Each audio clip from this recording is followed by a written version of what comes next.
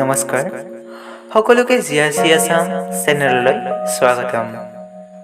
আজি 24 নৱেম্বৰ লাচিত দিৱস। আজি বীৰ লাচিত বৰফুকনৰ জন্মদিন। অসম বুৰঞ্জীত পাত উলটিয়াই চালে দেখা পোৱা লাচিত বৰফুকন অপৰাজেয় ব্যক্তিত্ব, সাহস আৰু সংগ্ৰামৰ এক প্ৰতীক তথা সত্তা। অসমীয়া জাতিৰ আৱেগ, স্বাভিমান আৰু অসমৰ বাবে গৌৰৱ। আজিও প্ৰতিজন অসমীয়াৰ মনত লাচিত বৰফুকনৰ সাহস, নেতৃত্বৰ দূৰদৰ্শিতাই শিহৰণৰ সৃষ্টি কৰে। যেন লাচিত বৰফুকনক বাদ দি অসমীয়া জাতিটোৰ সাহস আৰু বীৰত্বৰ কথা কল্পনাই কৰিব নোৱাৰি। এই লাচিত বৰফুকনৰ কথা এদিনতে কৈ শেষ কৰিব নোৱাৰি। আৰু আজি এই ভিডিঅ'টোত আপোনালোকক লাচিত বৰফুকনৰ বিষয়ে লিখা কবিতা এখন আপোনালোকৰ মাজত পঢ়িবলৈ লৈছোঁ। এই কবিতাখনত লাচিত বৰফুকনৰ কিছু কথাহে সাৱৰা হৈছে। তো আহক এতিয়া আমি এই কবিতাখন শুনো।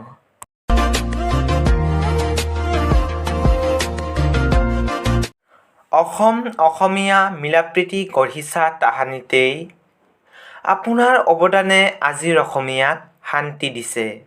অধিক কষ্ট আৰু সাধনাৰে গঢ়িলা ভেটি, অসমৰ হৈ মোগলক উভতাই দিলা খেদি। ভৱিষ্যতৰ কথা চিন্তি কৰিছিলা যুদ্ধ, আনিলা শান্তি আৰু সুনাম, অসম মোগল মুক্ত। আপোনাৰ কামেই আছিল অতুলনীয়, অকল্পনীয়, যাৰ বাবে অৱহেলাৰ স্বৰূপে কৰিলা চিৰচ্ছেদ্য। গাৰ নোম শিয়ৰি উঠা দৃশ্য দেখি লাগিছিল সকলো সৈন্য, এৰাতিৰ ভিতৰতে কৰিছিল গড় নিৰ্মাণ। পুৱাই মোগল আহিছিল অসম আক্ৰমণ কৰিবলৈ, লাচিতৰ সৈন্য আগুৱাইছিল মোগলক খেদিবলৈ। লাচিতৰ অদম্য কৌশল আৰু সাহসে অসমৰ শক্তি দেখুৱাইছিল, সৰুৰে পৰাই সাহসী স্পষ্টবাদী, তাৰে প্ৰমাণ অসমবাসী। আপোনাৰ উজ্জ্বল নিদৰ্শন হৈ ৰ'ল ইতিহাস সাক্ষী।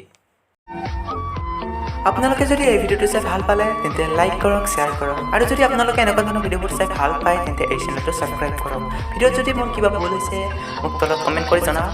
আহিব লগা নতুন ভিডিঅ'ত আকৌ লগ পাম, তেতিয়ালৈকে বাই বাই। জয় হিন্দ, জয় অসম।